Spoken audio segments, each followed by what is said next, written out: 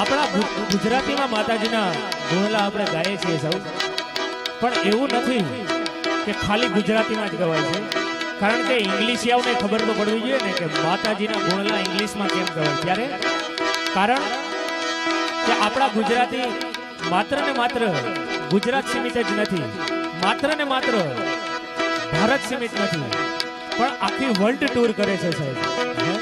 હા, તો વિદેશમાં જઈ અને જો કોઈ ધોળિયાઓને ઇંગ્લિશમાં માતાજી શું છે એ સમજાવવું હોય તો કેવી રીતે?